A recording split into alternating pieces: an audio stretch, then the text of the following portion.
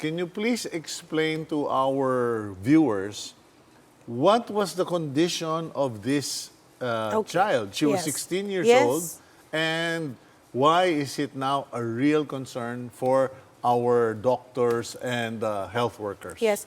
Sito, the girl or the teenager is a smoker, has been smoking, and then has been using vape for the past 6 months. Okay. The condition of the lungs, the symptoms, the presentation, clinical presentation, is usually visible in a chronic smoker. So that means for somebody to have the symptoms and presentation of the lungs or the respiratory system, for an ordinary smoker, a regular smoker, not using vape, you'd see the effect in the health of the lungs in 10 to 15 years. And for this teenage girl, it's so accelerated. So it it's impossible because she's only 16 years old. Yes. The body can fight the mild effect of smoking. If she has been smoking, let's say, I'm sure she's not been smoking till she was 10. No, that was my point. Because you're saying it takes about 10 to 15 years to have this kind of effects. Yes. Okay? But now you that see would mean she would have been smoking since 1 year old. Precisely, right? But is that possible? Of course, it's not. Yes, okay, now, here's the thing. Then she shifted to vaping. Yes. Because as our other guest, Pando, was saying, well, it's actually an alternative for those who want to quit cigarette smoking. They should go to vaping. And to be fair, many people actually believe it. They thought that this is less toxic, less safer, they say it's safer, less addictive, etc.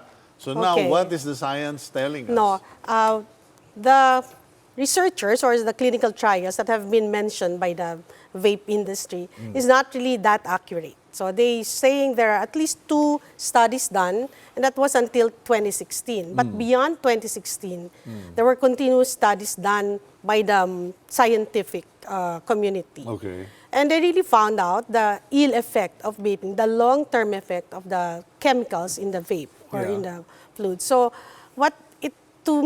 to us, it was declared prematurely that it is a safe alternative. In fact, there should be no alternative for a undesirable habit or substance, which is smoking or cigarettes. So, and then beyond 2016, the results of several clinical trials came out. In fact, as the most recent came out sometime early or first quarter of 2019, and they were able to prove that those who shifted to vaping, offer them a cigarette, they will still smoke the cigarette. So, of course, there will be a decline in smoking the cigarette because there's an alternative.